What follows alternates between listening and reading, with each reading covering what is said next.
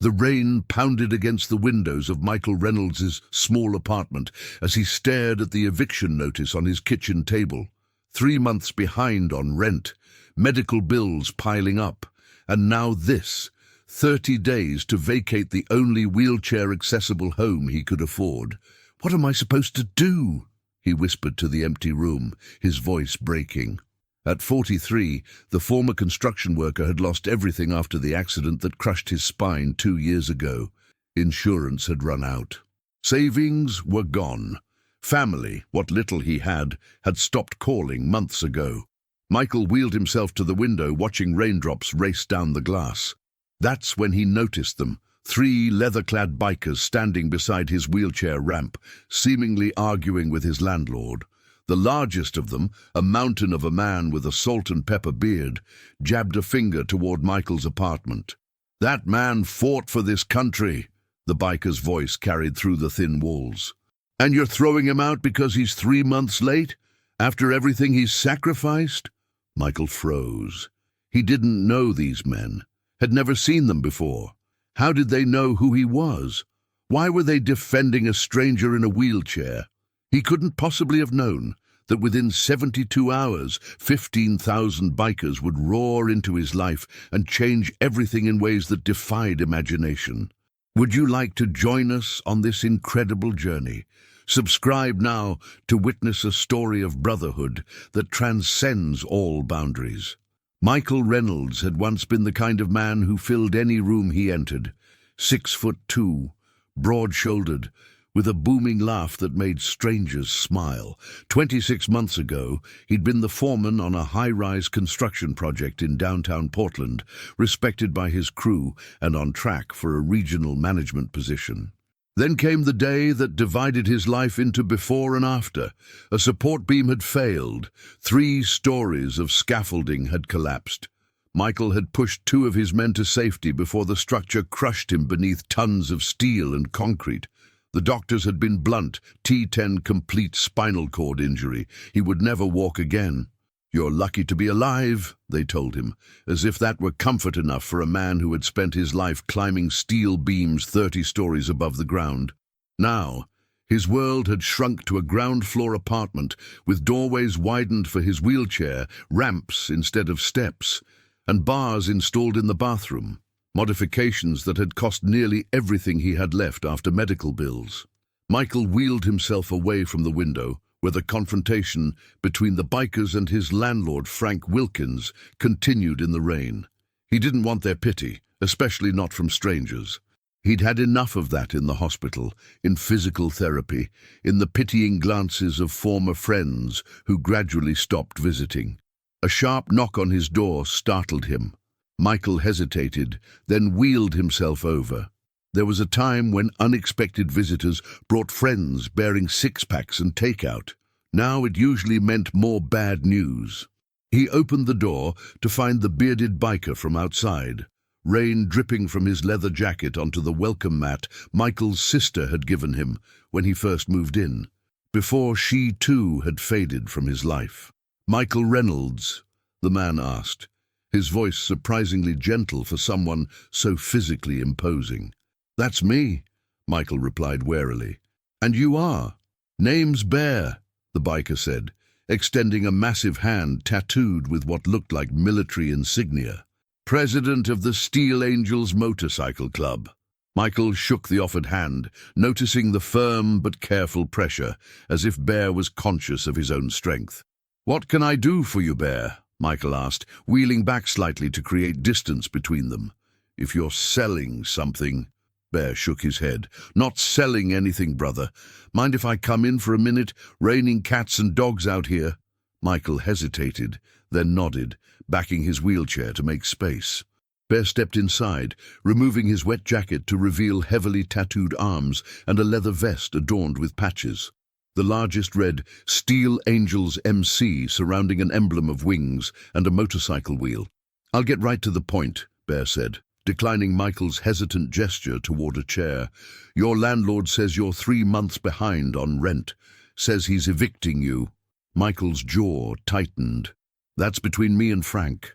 No offense, but I don't see how it's any business of yours." Bear nodded, seeming to appreciate Michael's directness. Normally you'd be right, except Danny Torres is one of our prospects. Danny? Michael's confusion was evident. The kid from the VA support group. That's him. Young Marine. Lost both legs in Afghanistan. You've been mentoring him, helping him adjust to life in a wheelchair. Michael shrugged. I just talked to the kid, nothing special. He says different, Bear countered. Says when he was ready to check out, put a bullet in his brain, you were the one who talked him down. Spent a whole night sitting with him, got him into that job training program. If you're enjoying the story, write from which city you are listening to in the comments. Michael looked away, uncomfortable with the praise. Anyone would have done the same. But they didn't, you did. Bear crossed his tattooed arms. Danny told us what was happening with your situation. The Steel Angels look after our own, and Danny says you're family. That makes you family to us too. I appreciate the sentiment, Michael said, his pride warring with his desperate situation, but I don't need charity. Bear's expression hardened slightly. This isn't charity, brother. This is warriors taking care of warriors. You served, right? Army Rangers, according to Danny. 2 tours in Iraq, Michael confirmed reluctantly. But that was a lifetime ago. Once a ranger, always a ranger, Bear said with conviction. I was force recon myself. Marines. A moment of understanding passed between them. The unspoken brotherhood of men who had faced combat together. So here's what's happening, Bear continued. I've got 15 guys from my chapter outside right now, ready to help. We've convinced your landlord to hold off on the eviction while we figure something out. Michael's expression shifted from wariness to confusion. Why would you do this for someone you don't even know? Bear's weathered face softened. Because there but for the grace of God go any of us. Danny says you're good people. That's enough for me. Before Michael could respond, his phone rang. He glanced at the screen, the hospital calling. Again, probably about the unpaid physical therapy bills. You should take that, Bear said, heading for the door. We'll be back tomorrow morning. 9 sharp. Got some ideas I want to run by you.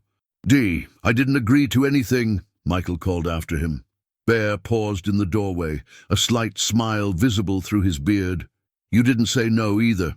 See you tomorrow, Ranger. After Bear left, Michael sat in stunned silence as the rain continued to beat against the windows.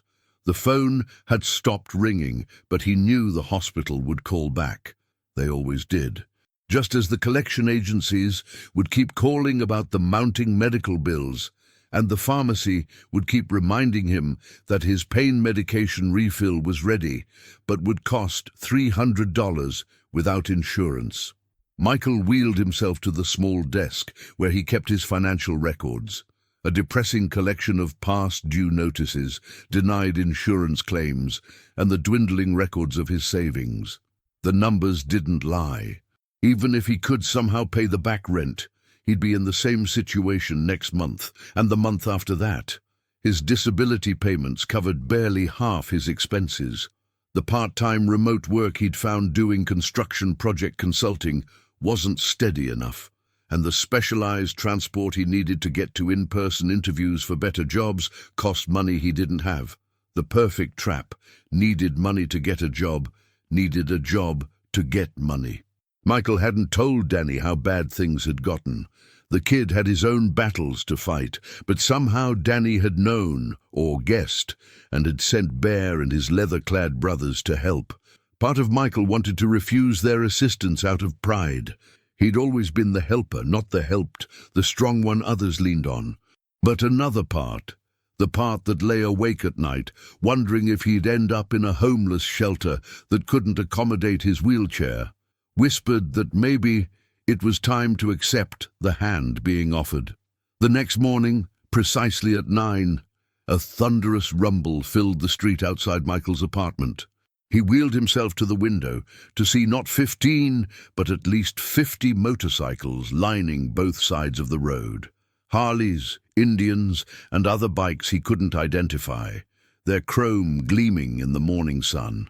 The bikers themselves were gathering on the sidewalk, Men and women of all ages, most in leather vests similar to bears, others in denim cutoffs adorned with patches. Despite their intimidating appearance, they were organizing themselves with military precision, forming groups, checking phones, consulting clipboards. A knock at the door pulled Michael from his observations. He opened it to find Bear, accompanied by a woman with silver-streaked black hair pulled into a tight braid, and a younger man Michael recognized immediately. "Danny?"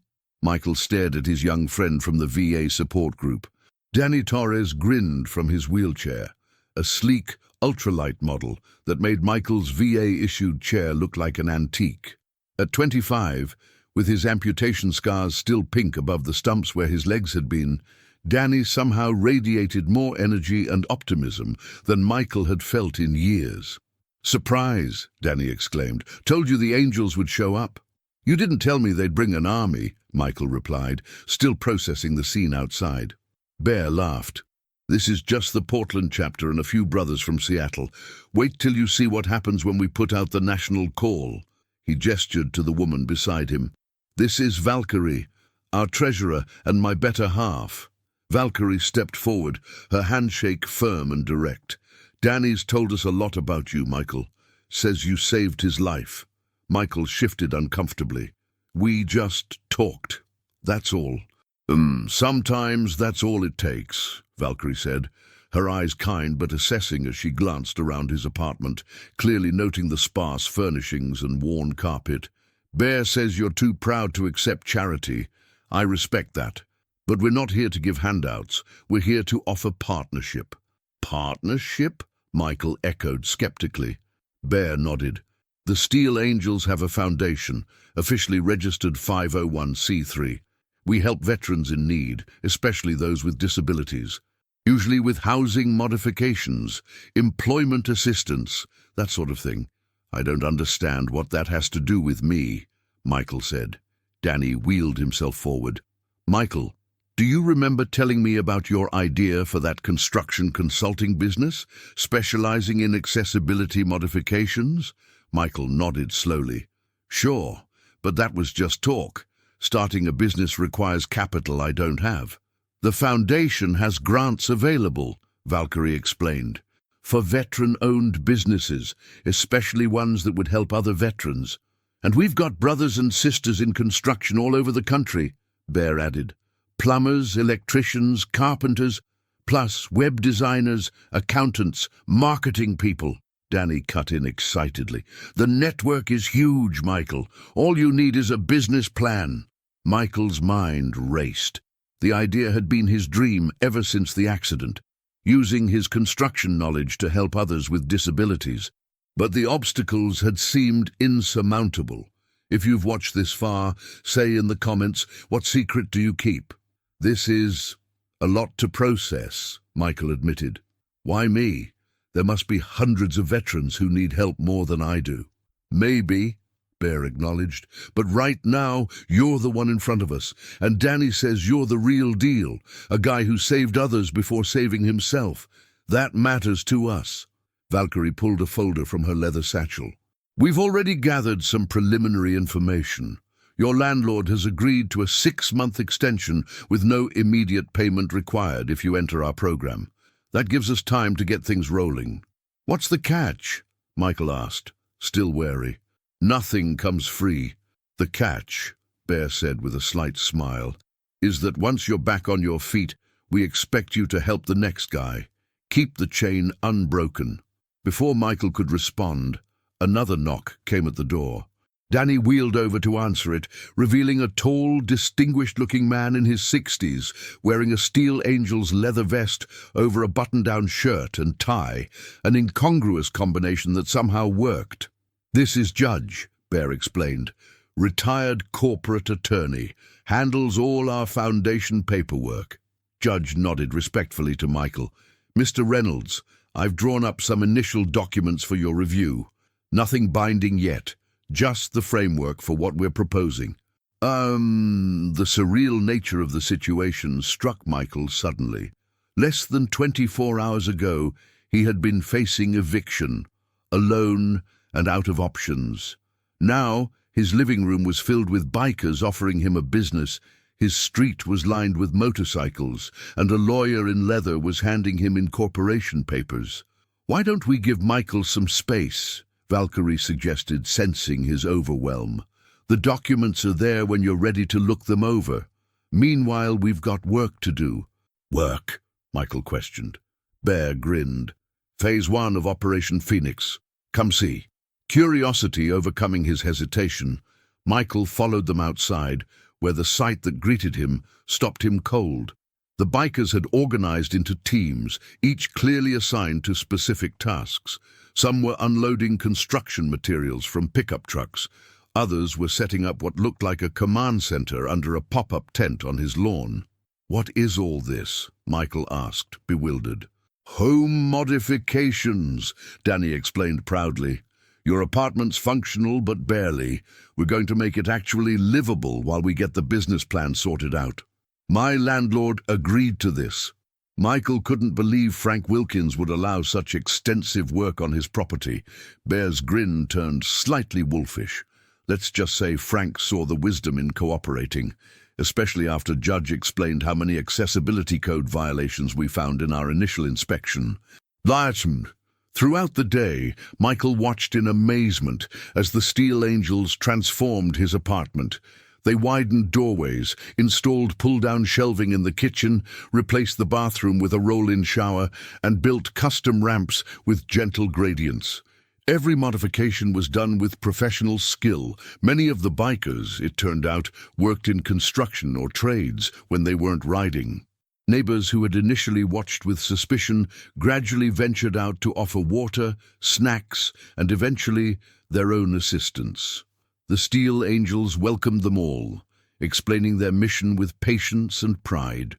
By sunset, the interior of Michael's apartment was unrecognizable, transformed from a barely accessible space into one specifically designed for his needs.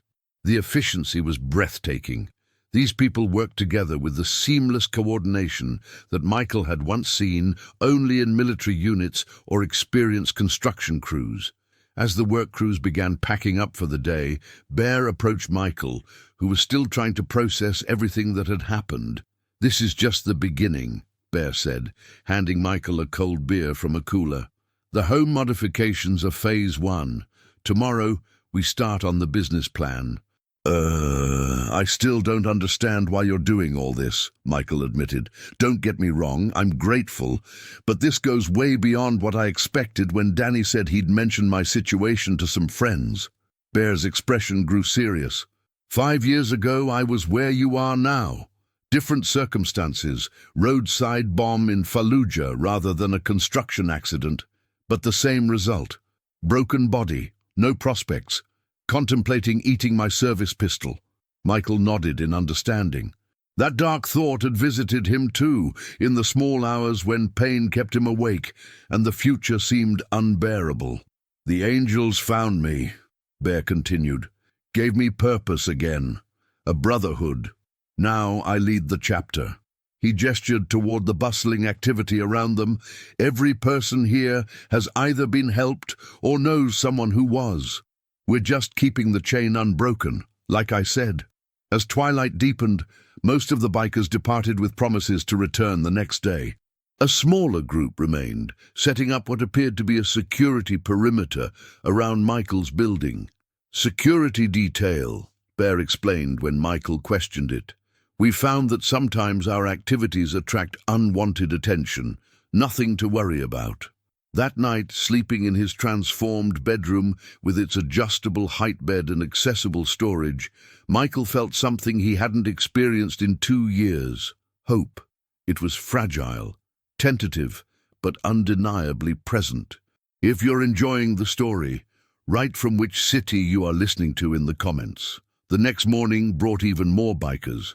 At least 100 this time, with license plates from Oregon, Washington, California, and even Idaho. Among them was a man Bear introduced as Professor, a former economics teacher who had joined the Angels after losing his wife to cancer. "Professor's going to help you develop the business plan," Bear explained. He's launched 3 successful companies since retiring from teaching, Professor, whose real name was Edward Chen, turned out to be a methodical, patient mentor. He spent hours with Michael at the kitchen table, teasing out every aspect of Michael's vision for an accessibility consulting firm. "You have knowledge that's incredibly valuable," Professor emphasized as they worked. "Your construction background combined with your lived experience as a wheelchair user, that's a perspective clients would pay premium rates for." By the end of the day, they had outlined a comprehensive business plan for Reynolds Accessibility Solutions, a consulting firm that would specialize in advising construction companies and architects on creating truly accessible spaces, not just technically compliant ones. "The Americans with Disabilities Act sets minimum standards," Michael explained, warming to his subject. "But minimum doesn't mean optimal. I want to help create spaces that don't just meet code, but actually work for people with a range of mobilities." Professor nodded approvingly. "That's your unique selling proposition right there. Now we just need to quantify the market size, determine pricing strategy, and create financial projections." Meanwhile, outside, the Angels had set up what amounted to a small village on the street.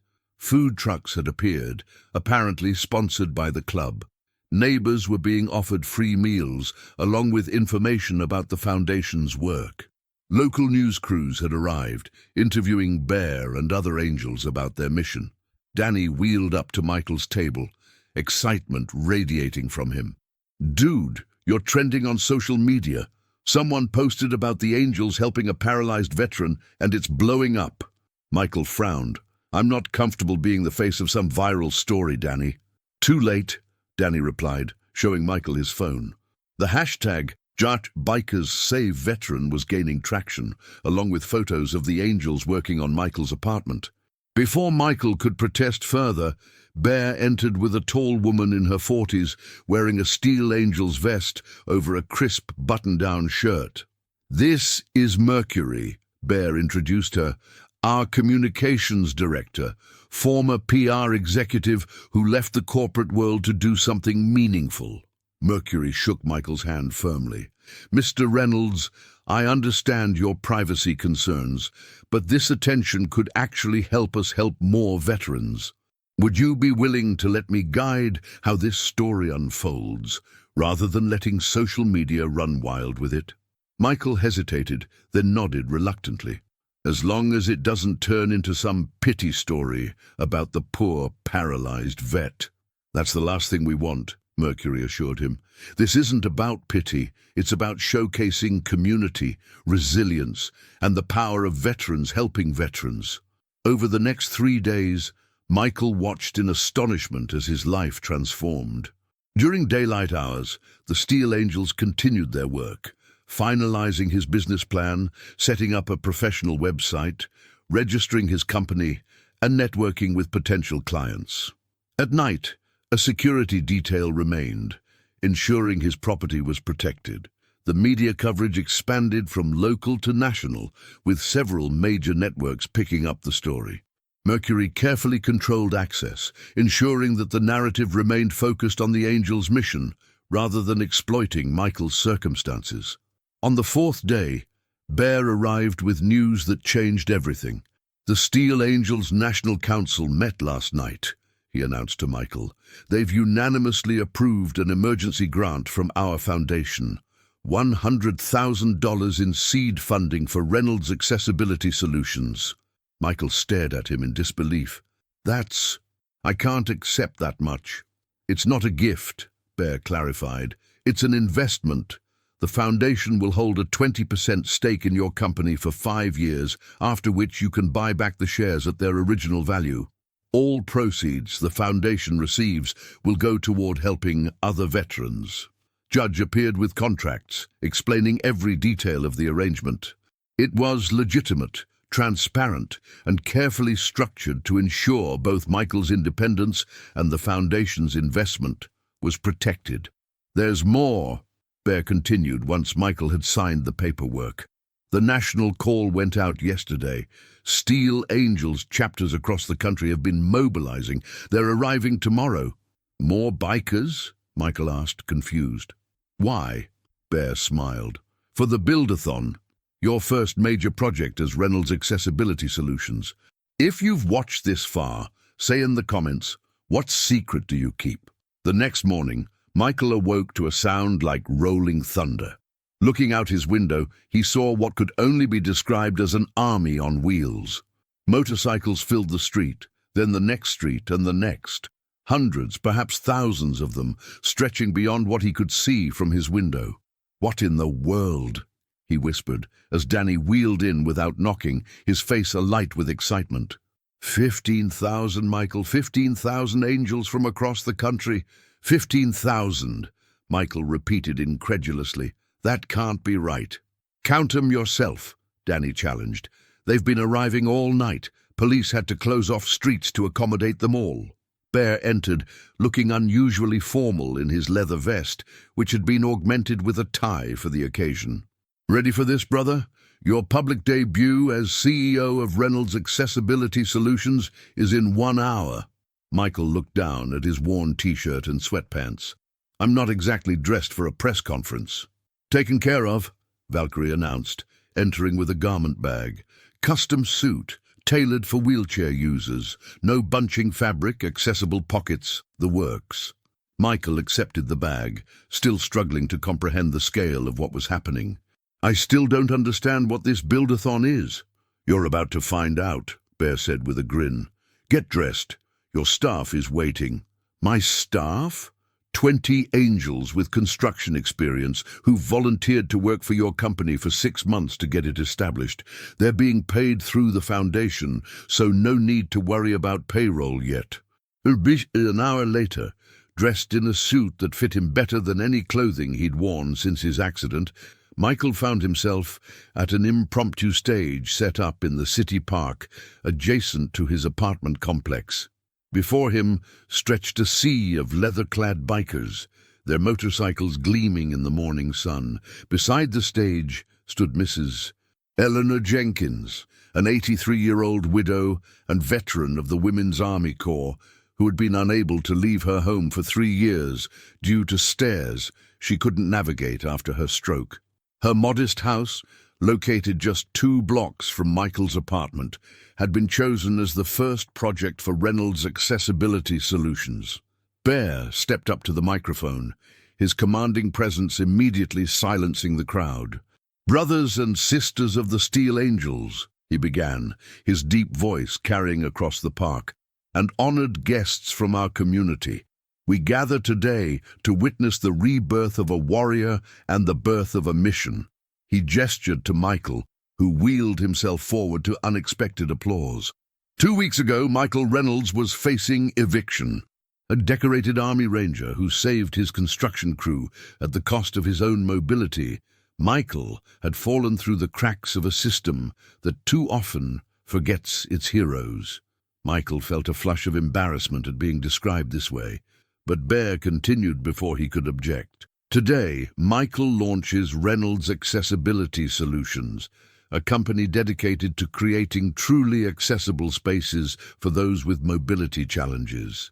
And today, 15,000 Steel Angels from across this nation will demonstrate the power of community by completing the company's first project, a full accessibility retrofit of Mrs. Jenkins' home, to be completed in 24 hours. The crowd erupted in cheers as Michael was handed the microphone. He had never been comfortable with public speaking, but looking out at the sea of faces, all there to help him help others, he found his voice. I'm not good with words, he began simply. 2 years ago, I thought my life was over. When I lost the ability to walk, I also lost my purpose, or so I believed. He paused, gathering his thoughts. What I've learned this week is that purpose isn't about what you can physically do. It's about the impact you can have on others. I can't climb steel beams anymore, but I can use what I know to make life better for people like Mrs. Jenkins. And I wouldn't be here without the Steel Angels seeing value in me when I couldn't see it myself. The crowd grew silent, listening intently. Today isn't just about building ramps and widening doorways, Michael continued, his confidence growing. It's about building community. about remembering that none of us should face our battles alone, whether those battles are fought overseas or in our own bodies. He turned to Mrs. Jenkins, whose eyes shone with unshed tears. Mrs.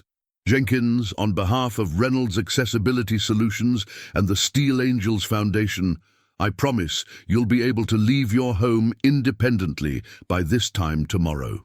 The crowd erupted again as Michael handed the microphone back to Bear, who quickly organized the massive group into work teams.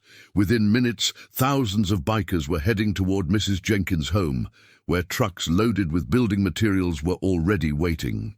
"I've never seen anything like this," Michael marveled to Danny as they watched the coordination happening around them. Steel Angels were founded by Vietnam vets who came home to a country that didn't want them, Danny explained. They learned to rely on each other when society failed them. That tradition continues today. We take care of our own. The next 24 hours were a blur of activity that Michael would never forget. The Steel Angels worked in shifts around the clock, transforming Mrs. Jenkins's home with military efficiency. They installed ramps, widened doorways, retrofitted the bathroom, lowered countertops, and adapted every aspect of the house for wheelchair accessibility. Local businesses, inspired by the spectacle, donated additional materials. Neighbors provided food and drinks for the workers. City officials, who had initially been concerned about the massive gathering of bikers, ended up expediting permits when they understood the purpose. Michael found himself in the center of it all, consulting on designs, inspecting work, making real-time decisions based on his unique perspective as both a construction expert and wheelchair user. For the first time since his accident, his disability wasn't a limitation, but a qualification. His experience wasn't something to overcome, but something to value. As dawn broke on the second day, Michael wheeled up the newly constructed ramp to Mrs. Jenkins' front door. Bear and Danny flanked him, with thousands of leather-clad angels watching from the street. "Mrs. Jenkins," Michael called, "your accessible home awaits. If you're enjoying the story, write from which city you are listening to in the comments." The door opened to reveal the elderly veteran in her wheelchair, her face wet with tears of joy. "I never thought I'd feel the sun on my face again," she said, her voice quavering. "You've given me back my freedom." Together, they led Mrs. Jenkins down the ramp to thunderous applause. Television cameras captured the moment as 15,000 bikers roared their approval, revving engines in salute. Mercury appeared at Michael's side. "CNN wants an interview. So does Fox." This has gone national, Michael. Still processing the magnitude of what had been accomplished, Michael found himself before cameras, explaining his company's mission, while Mrs. Jenkins held his hand in gratitude. "This isn't just about building ramps," he told the reporters, echoing his earlier speech. "It's about building connections. Every modification we make represents freedom for someone who's been confined, dignity for someone who's been marginalized." In the days that followed, as most of the angels returned to their home chapters across the country, Michael found himself at the helm of a suddenly thriving business. Calls poured in from potential clients. Investors reached out, interested in the social enterprise aspect of his company. Veteran groups requested presentations. 1 month to the day after Bear had first knocked on his door, Michael sat in his office, a renovated storefront donated by a local businessman who had been moved by the Angels' effort. On his desk sat the framed first dollar earned by Reynolds Accessibility Solutions, alongside a photograph of 15,000 bikers surrounding Mrs. Jenkins's house. Bear and Valkyrie entered after a brief knock, followed by Danny, who was now officially employed as the company's veteran outreach coordinator. "Contract came through," Bear announced without preamble. "Veterans Affairs wants to hire Reynolds Accessibility Solutions to consult on their new hospital wing. 2-year project, 6 figures. Michael stared at the document Bear placed before him. "This is really happening, isn't it?" "Did you doubt it would?" Valkyrie asked with a knowing smile. "Every step of the way," Michael admitted. "Even after everything you've done, Part of me kept waiting for the other shoe to drop. Bear nodded in understanding. After what you've been through, skepticism is healthy, but this is real, brother. You've earned it. I didn't earn 15,000 bikers coming to my rescue, Michael said, shaking his head in continued disbelief. No, Bear agreed. That's not about earning. That's about belonging. The Steel Angels showed up because that's what family does. Danny wheeled closer. Remember what you told me the night I was ready to end it all? You said isolation is the enemy. That humans aren't meant to fight their battles alone, Michael remembered. It had been nearly midnight at the VA Support Group Center, Danny despondent after another failed surgery attempt. Michael had stayed, talking until dawn, sharing his own struggles and small victories. I do remember, Michael acknowledged. I believed it for you, just had trouble believing it for myself. That's why we're here, Bear said simply, to remind each other, to show up when one of us forgets. As the afternoon sun slanted through the office windows, Michael signed the VA contract, his first major client, the beginning of a new chapter. Outside, he could hear the rumble of motorcycles as the remaining angels prepared for a celebratory ride. There's one more thing, Valkyrie said, reaching into her leather jacket. She produced a vest similar to those worn by the angels, but with some differences. This is for you. Michael accepted it cautiously. I'm not a rider. I can't. It's honorary, Bear explained, for supporters of the Steel Angels who exemplify our values. We call them guardian angels. The vest bore a patch with wings surrounding a wheelchair symbol. Beneath it were the words, "Not all warriors walk, not all heroes ride." The Steel Angels National Council voted unanimously, Danny added proudly. You're the first non-rider to receive this in our history. Michael ran his fingers over the embroidered patch, emotion threatening to overcome him. I don't know what to say. Say you'll wear it, Bear suggested. Say you'll remember that you're never alone again. Say you'll help us find the next warrior who needs reminding of their worth. Michael nodded, words failing him as he slipped the vest over his shoulders.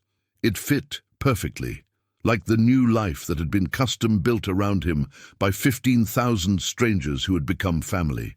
Outside, the remaining angels revved their engines in unison, a thunderous sound that Michael no longer found intimidating but comforting.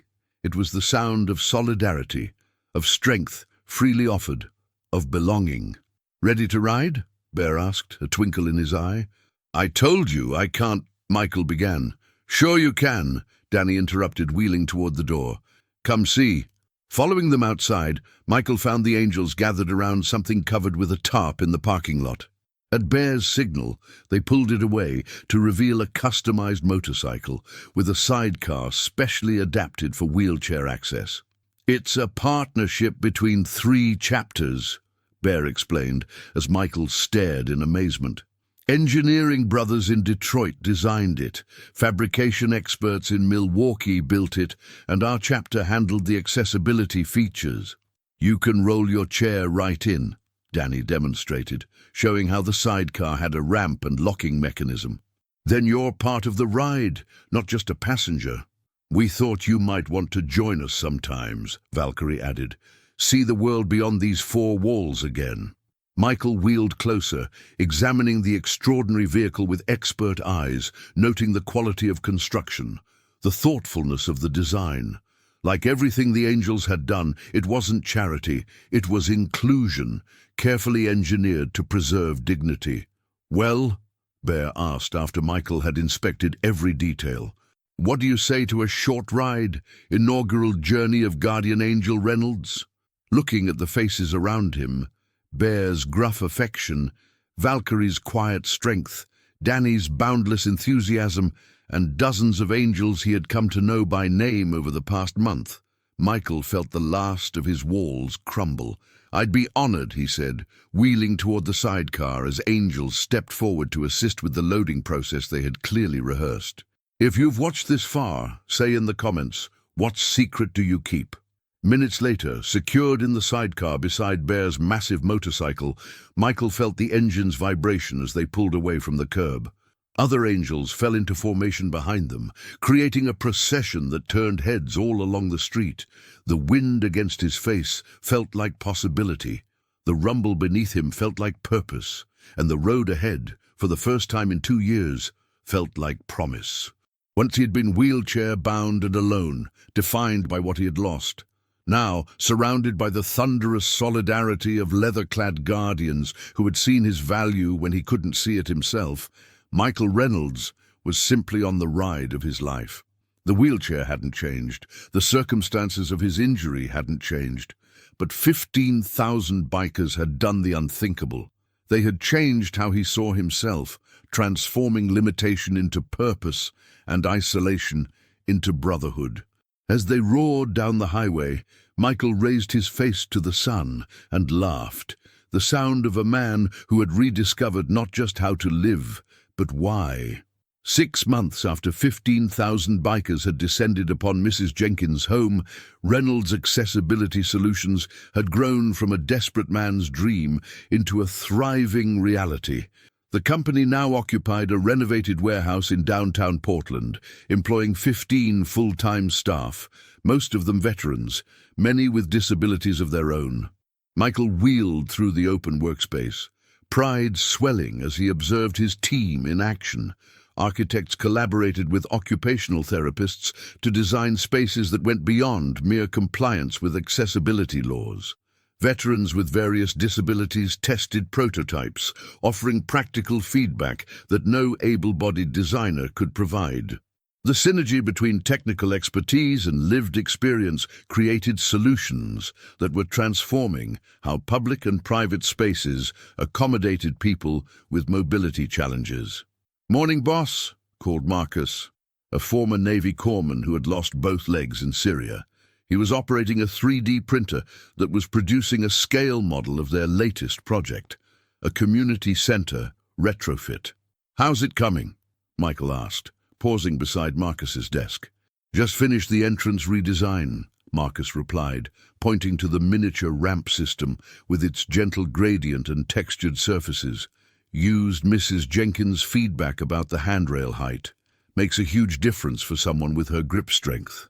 This was what made Michael's company unique, the continuous feedback loop from actual users. Every design was tested by people with various disabilities before being finalized. It was more time-consuming than traditional methods, but the results spoke for themselves. Michael's phone buzzed with a text from Bear. "Council meeting tonight. Big news. Need you there." In the months since the Build-a-thon, Michael had become deeply integrated with the Steel Angels veteran support initiatives. Though he couldn't ride a conventional motorcycle, his honorary guardian angel status had made him a valued advisor to the club's foundation work. The Angels, true to their word, had remained a constant presence in his life. The 20% stake they held in his company ensured regular contact with Bear and the foundation board, but their involvement went far beyond business. They had become family in every sense that mattered. "Danny in yet?" Michael asked Valerie, his office manager, a former Army logistics officer who ran the company with military precision. "In the test lab with the VA representatives," Valerie replied. "They're reviewing the hospital bathroom prototypes, looking good so far." The Veterans Affairs contract had been the first of many major projects the company had secured.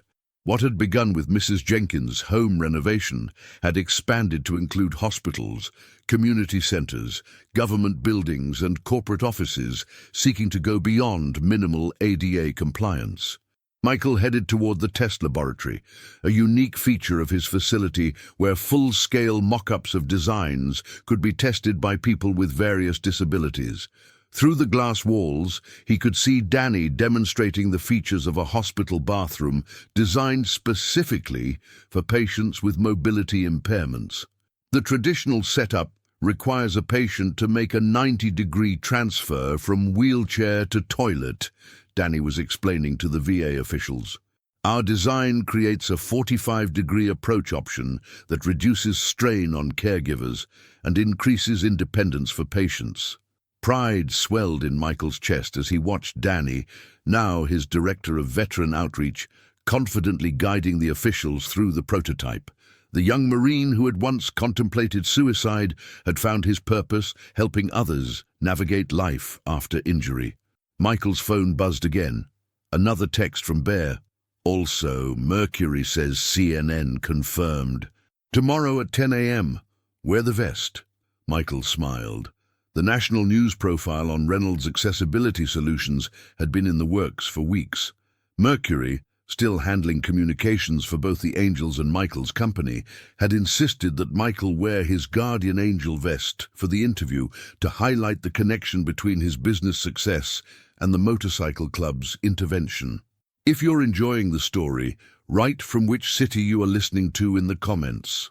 That evening, Michael arrived at the Steel Angels Clubhouse, a converted fire station that housed both their social gathering space and the Foundation's offices.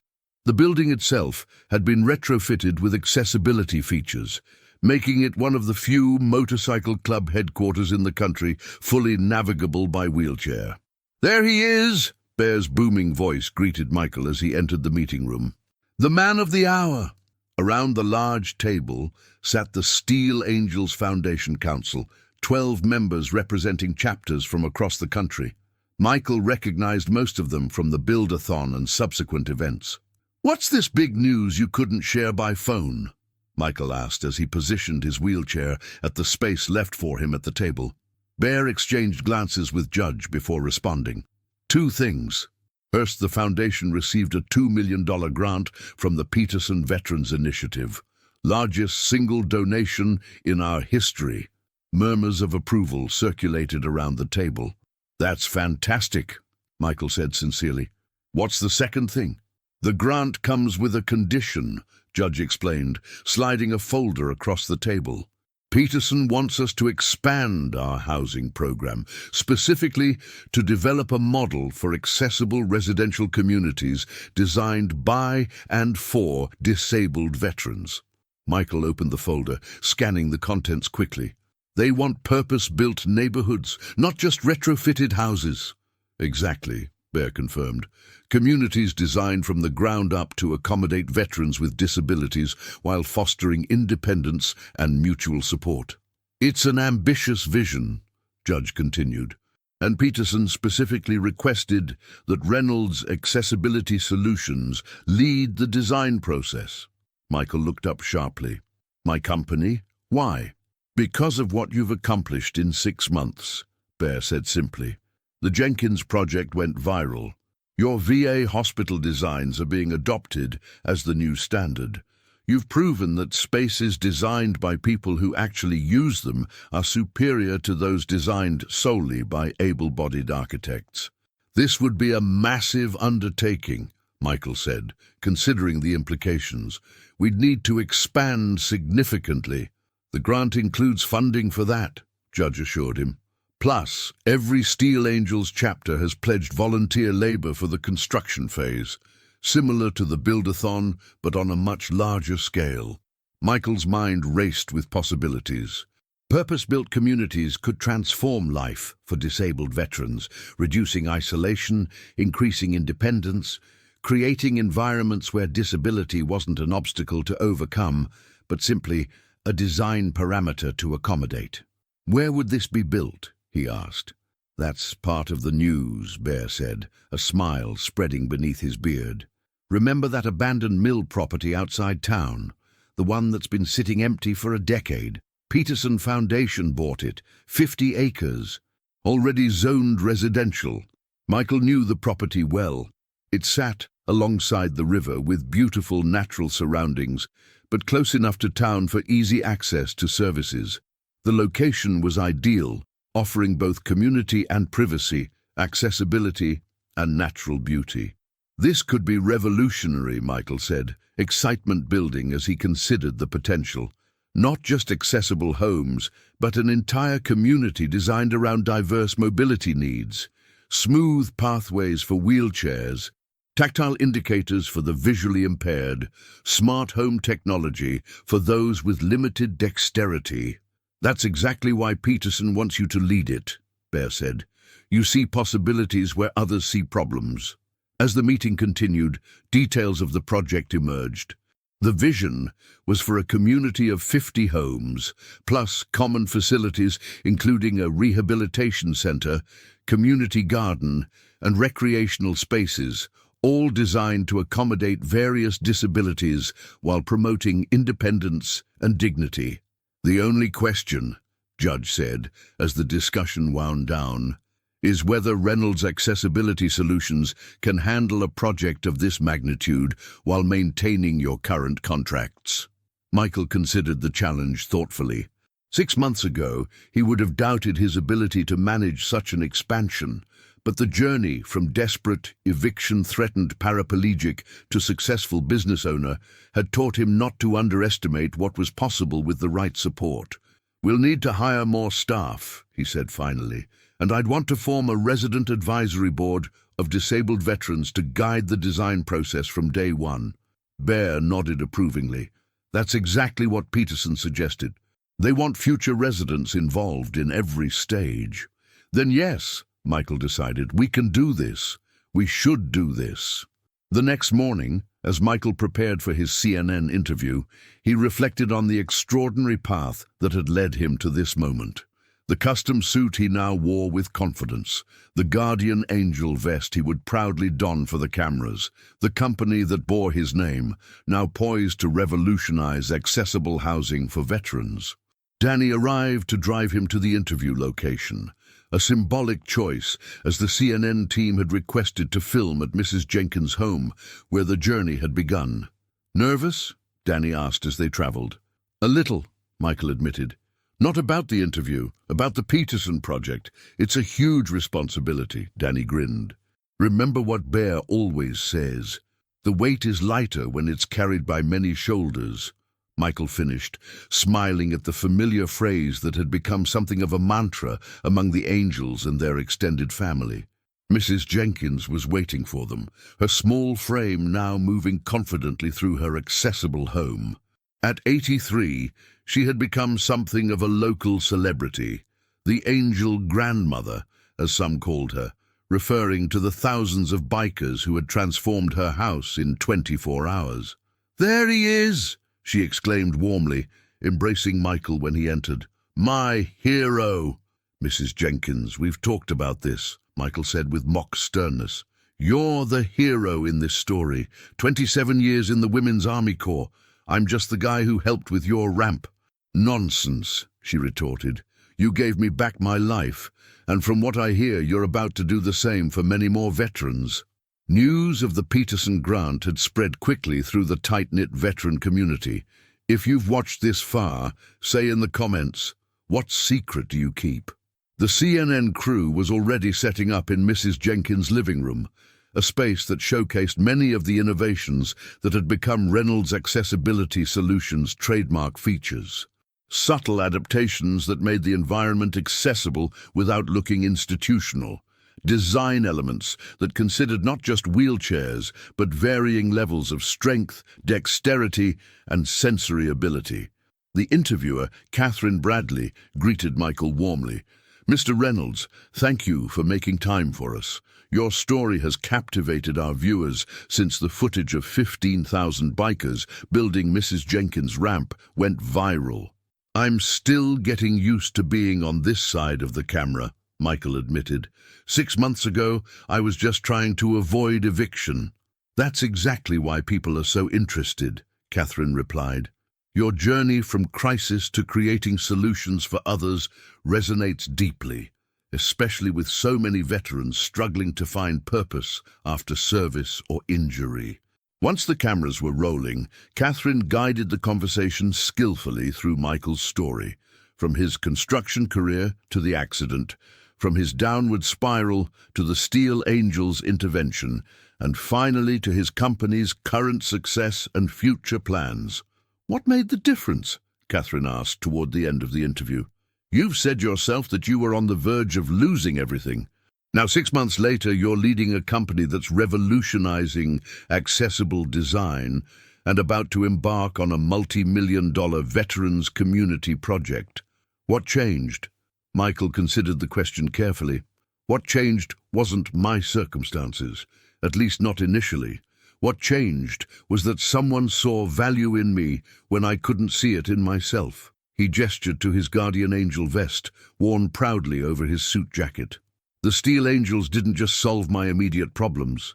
They reminded me that my disability hadn't diminished my worth, that my construction knowledge, combined with my lived experience as a wheelchair user, was actually an asset, not a liability. "And now you're paying that forward," Catherine observed. "Every day," Michael confirmed. "Every person we hire, every space we make truly accessible, every barrier we remove. It's all about the same message. Disability doesn't equal diminished value." As the interview concluded, Catherine asked about the Peterson Project. Michael outlined the vision for the accessible community, emphasizing that it would be designed by the very people who would live there. "This isn't about charity," he explained passionately. "It's about creating environments where independence is possible, where design serves human needs rather than humans having to adapt to poorly designed spaces. It's about recognizing that disability is part of the human experience and designing accordingly." After the CNN crew departed, Michael remained at Mrs. Jenkins' home, reminiscing about the build-a-thon that had launched his company and transformed both their lives. "I watch the video sometimes," Mrs. Jenkins admitted, referring to the time-lapse footage of 15,000 bikers constructing her ramps, widening her doorways, and adapting her home, "just to remind myself it really happened." "I know the feeling," Michael said with a smile.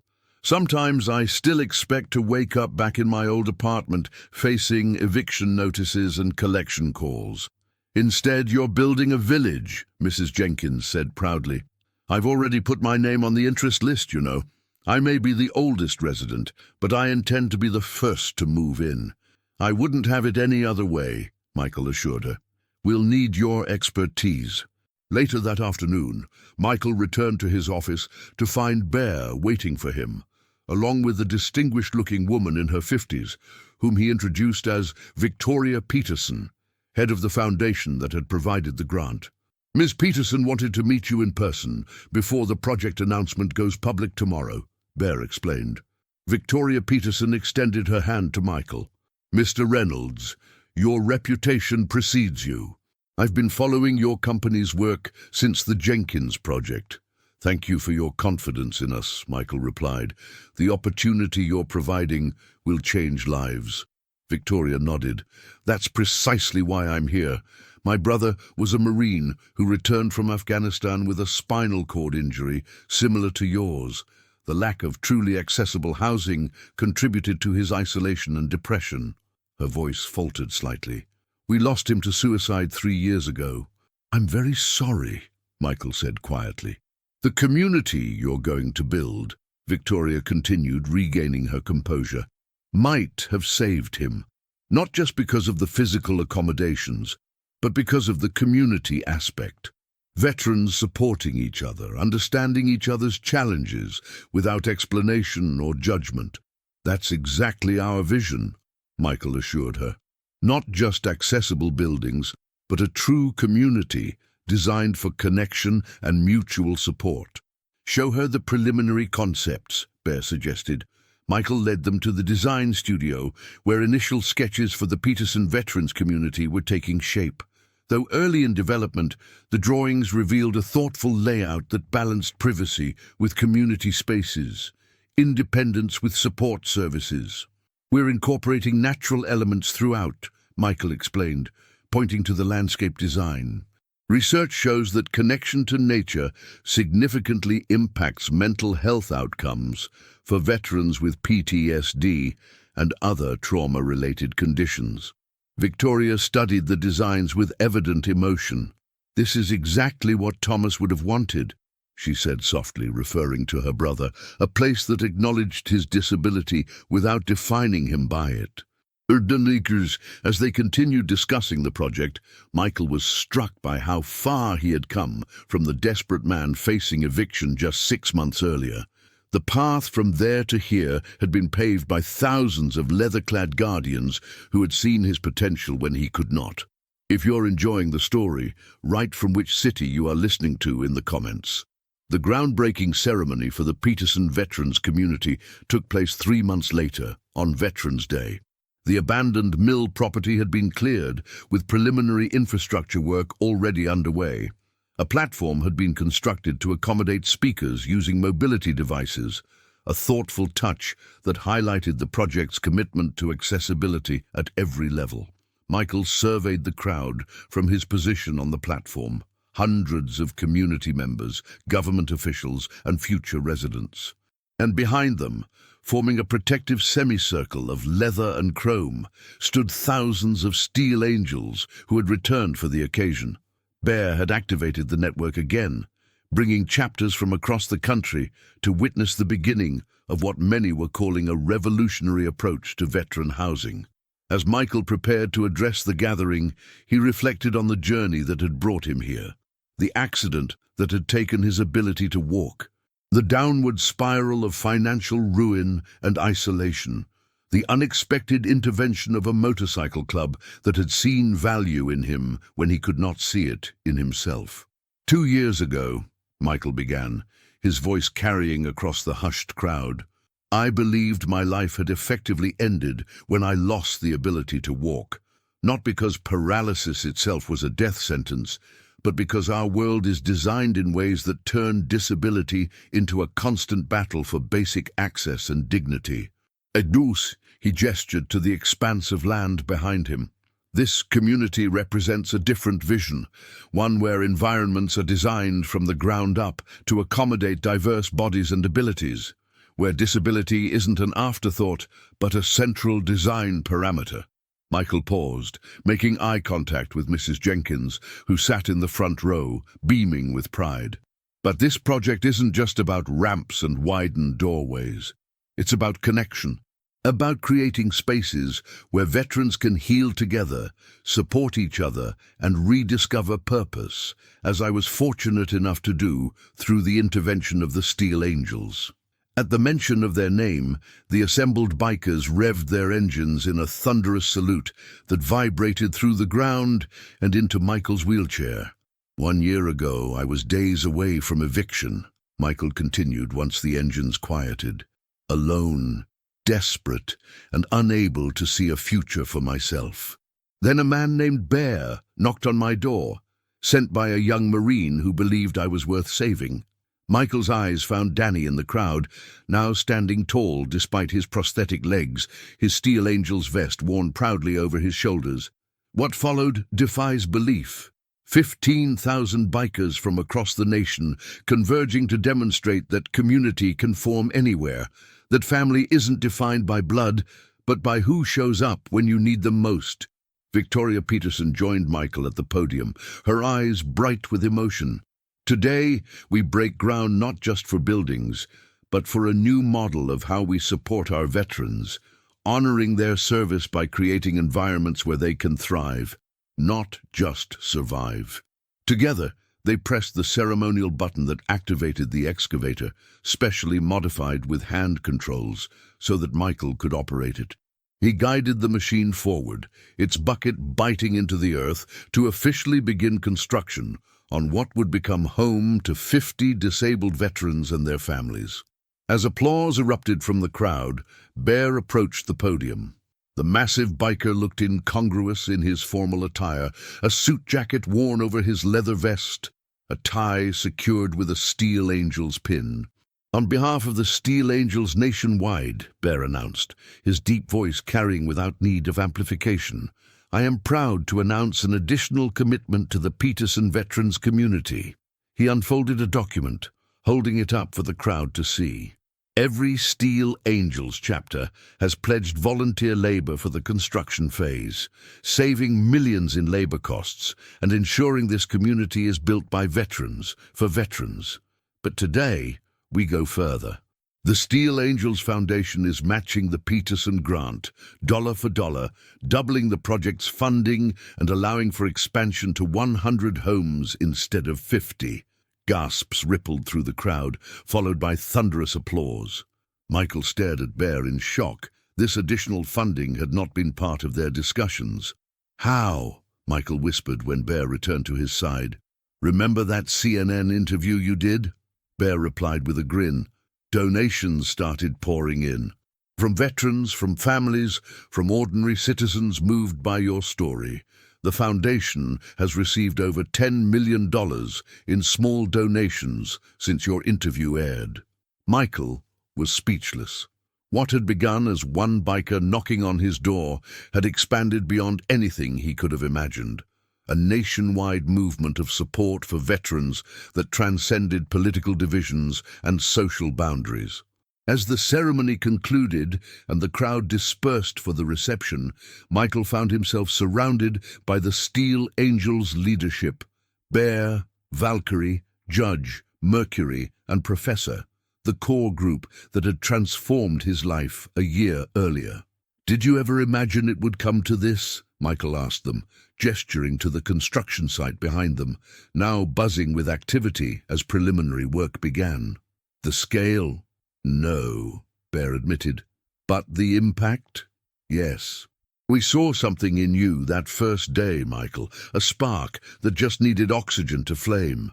The oxygen being 15,000 bikers," Michael said with a laugh.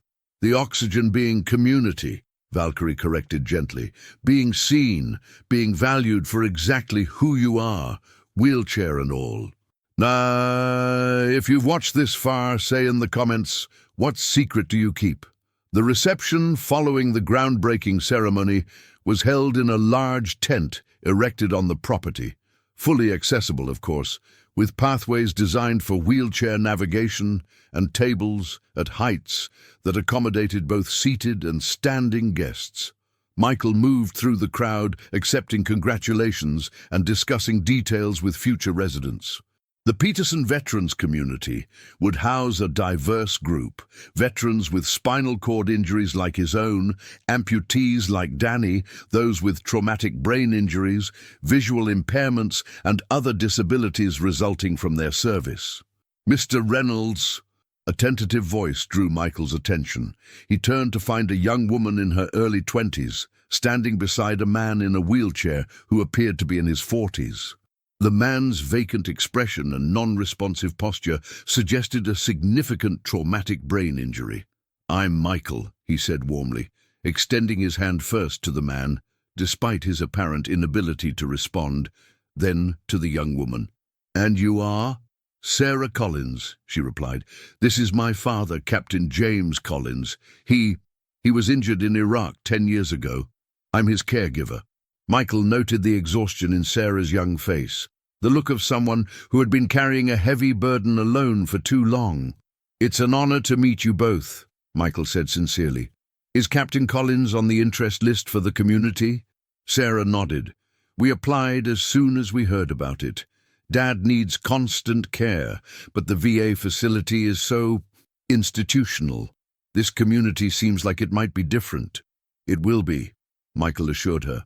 "We're designing homes specifically for veterans with TBI, with caregivers' needs considered equally important. You wouldn't just be your father's attendant here. You'd be part of a community that understands what you're going through." Tears welled in Sarah's eyes. "You don't know what that would mean. It's been just the two of us since Mom left. I dropped out of college to care for him. I don't regret it, but it's isolating," Michael finished for her. "Exhausting. Scary to be solely responsible for someone else's well-being." Sarah nodded, relief evident in her expression at being truly understood. "Captain Collins will have a home here," Michael promised. "And so will you.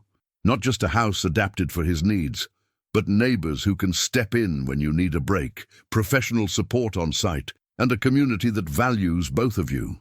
As Sarah wheeled her father away to get refreshments, Bear appeared at Michael's side.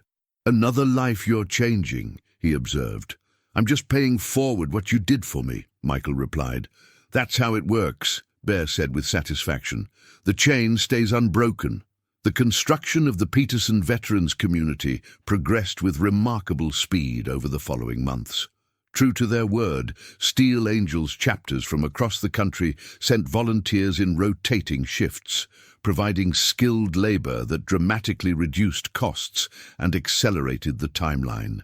Michael's company expanded to meet the demands of the project, hiring additional staff, many of them disabled veterans themselves, and developing innovative solutions for the unique challenges posed by the community design.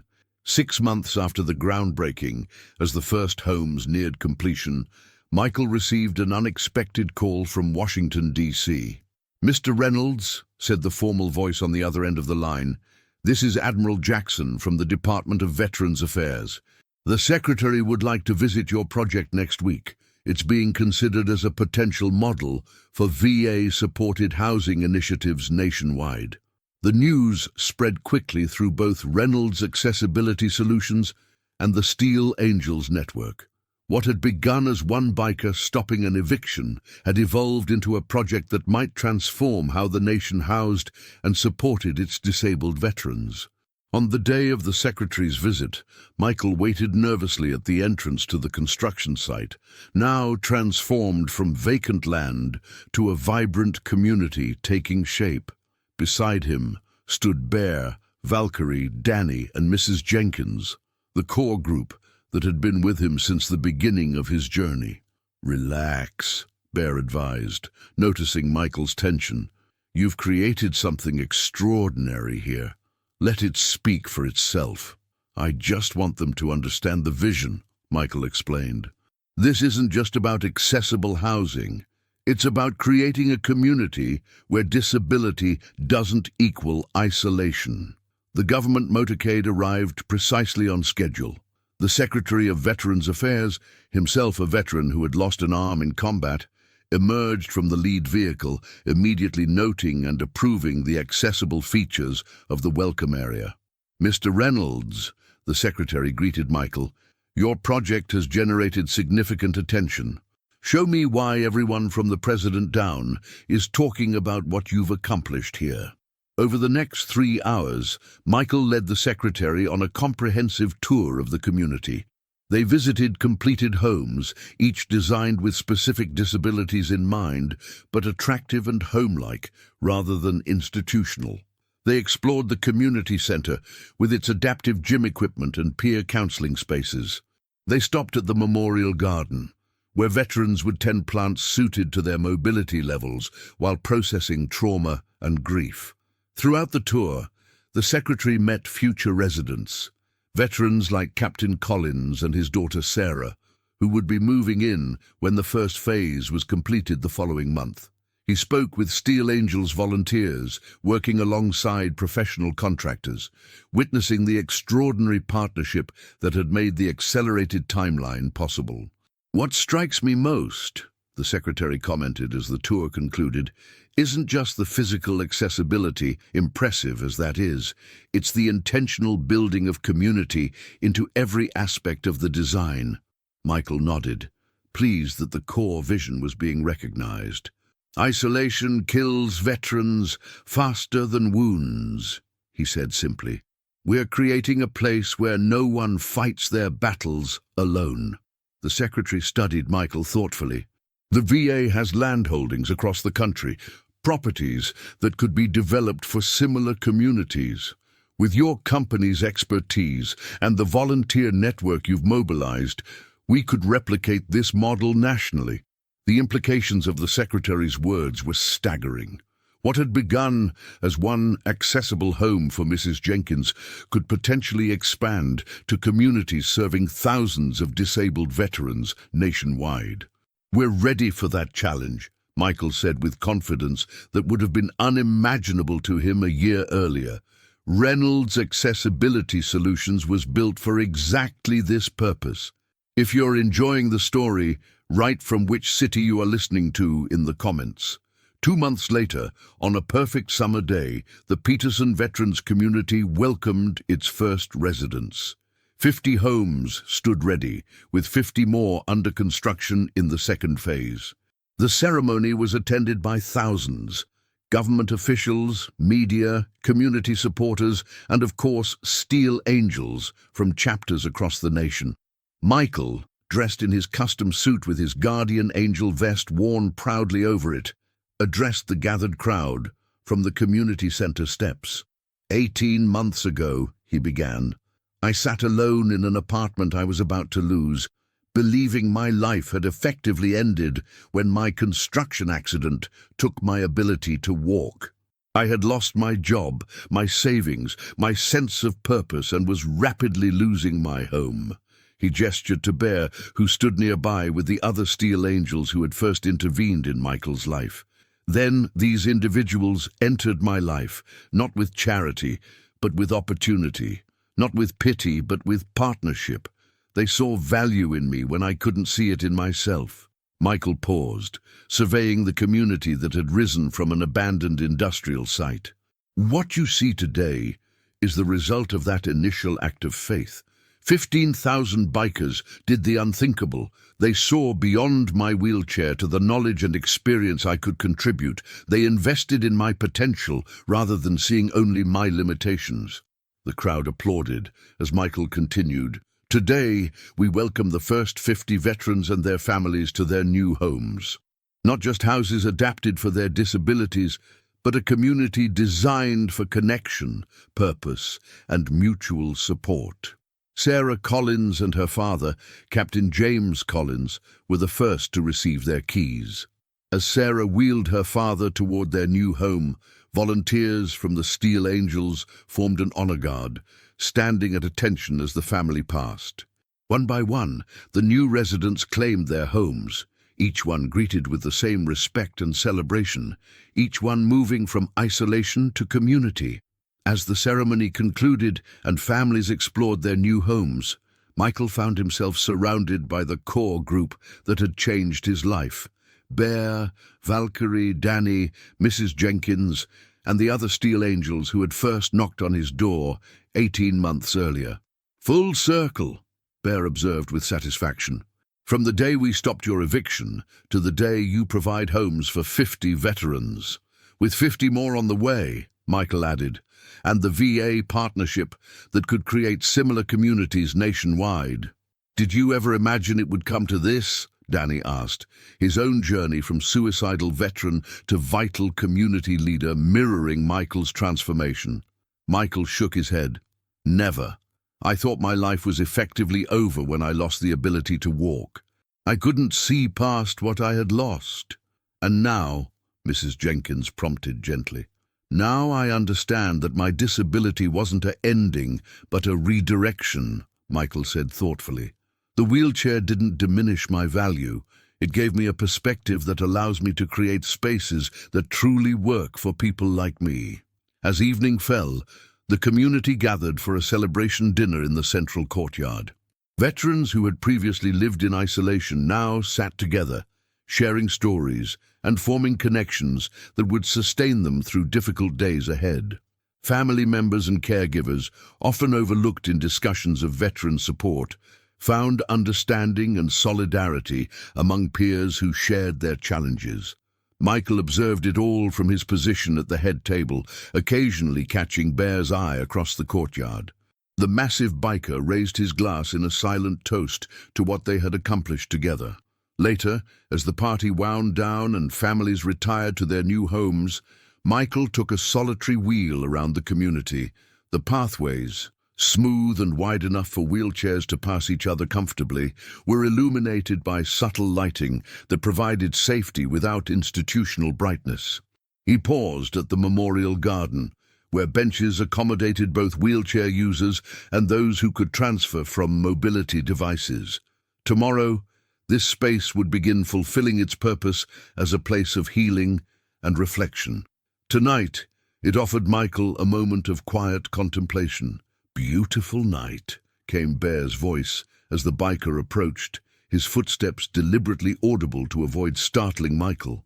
"Perfect," Michael agreed, looking up at the star-filled sky. "I still can't quite believe all this is real." Bear settled onto a bench nearby. "Believe it. You earned it." Michael shook his head.